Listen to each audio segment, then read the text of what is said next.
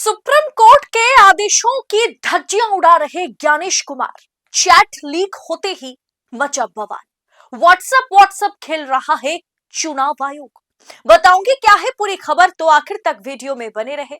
नमस्कार, मैं हूं आपके साथ अदिति और आप 4 PM न्यूज नेटवर्क देख रहे हैं। दोस्तों, टीएमसी के राष्ट्रीय महासचिव और वरिष्ठ नेता ममता बनर्जी के भतीजे अभिषेक बनर्जी ने चुनाव आयोग जिस तरीके से काम कर रहा है उस पर फिर एक बार हमला बोला है। अभिषेक बनर्जी ने यह आरोप लगा दिया कि बंगाल में जो वोटर लिस्ट तैयार करने की प्रक्रिया जारी है उसमें उच्चतम न्यायालय यानी सुप्रीम कोर्ट के आदेशों की धज्जियां उड़ाई जा रही है। दरअसल सोशल मीडिया पर एक उन्होंने विस्तृत बयान दिया, एक बहुत लंबी चौड़ी पोस्ट साझा करते हुए अभिषेक बनर्जी ने कई गंभीर सवाल खड़े किए और उन्होंने कुछ चैट्स भी शेयर किए, कुछ चैट्स के स्क्रीनशॉट भी उन्होंने शेयर किया है।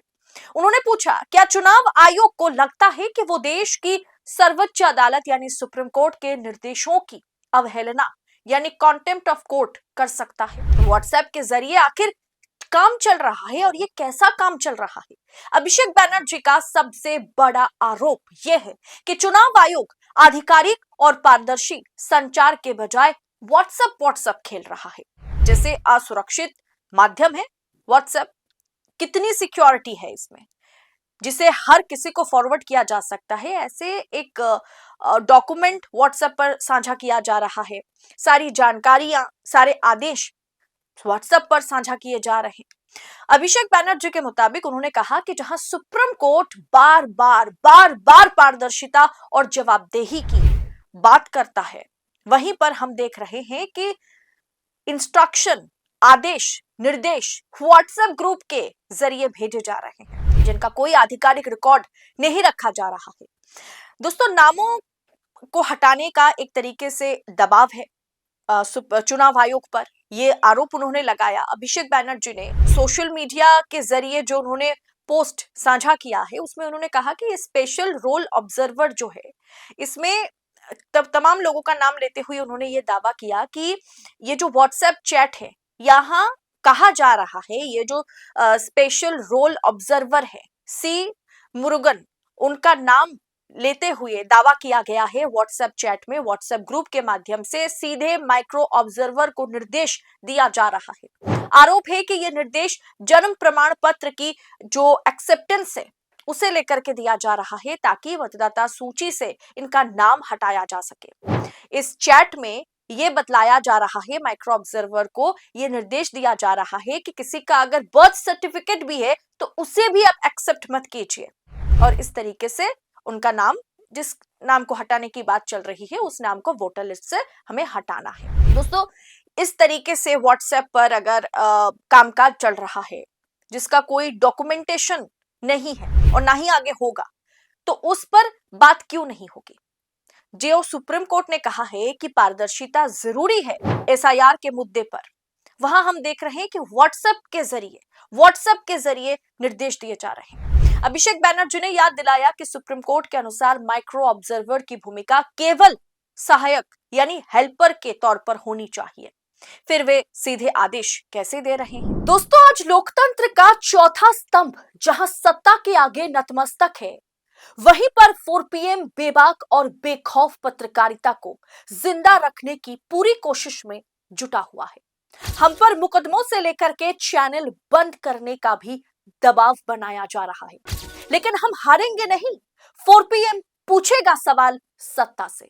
बस इस मुश्किल दौर में हमें आपकी सपोर्ट की जरूरत है। 4 PM को ज्यादा से ज्यादा ज्वाइन करें, ज्वाइन बटन को क्लिक करके आप हमें आर्थिक तौर पर 4 PM को, स्वतंत्र पत्रकारिता को मजबूत कर सकते हैं। उम्मीद है कि आपके सपोर्ट से ये जंग भी हम जीत जाएंगे। दोस्तों, लॉगिन क्रेडेंशियल का दुरुपयोग और टारगेट करने का भी दावा किया अभिषेक बनर्जी ने। अभिषेक बनर्जी ने जो टेक्निक प्रॉब्लम है, जो तकनीकी गड़बड़ी है, उसके ओर इशारा करते हुए उन्होंने कहा कि रोल ऑब्जर्वर को जिला स्तर पर नियुक्त किया जाता है, लेकिन उनके लॉगिन क्रेडेंशियल यानी लॉगिन डेटा का उपयोग कोलकाता के किसी केंद्रीय स्थान से किया जा रहा है।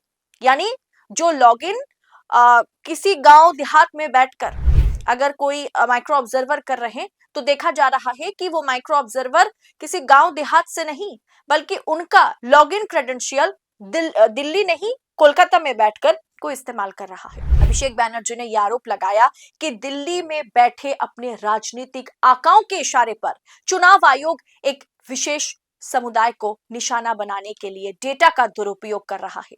एक विशेष समुदाय को वोटर लिस्ट से हटाने के लिए डेटा का इस्तेमाल किया जा रहा है, इस्तेमाल नहीं दुरुपयोग किया जा रहा है।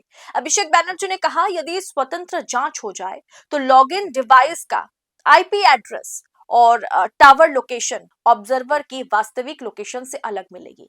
यानी ऑब्जर्वर कहीं और बैठा हुआ है, ऑब्जर्वर को माइक्रो ऑब्जर्वर को सारी पावर सुप्रीम कोर्ट ने, जबकि माइक्रो ऑब्जर्वर पर तमाम तरह के सवाल उठाए, उनसे उन्होंने ताकत भी छीनी, जिसके बावजूद भी माइक्रो ऑब्जर्वर वही काम करता चला जा रहा है जो सुप्रीम कोर्ट आदेश देने से पहले वो कर रहा था।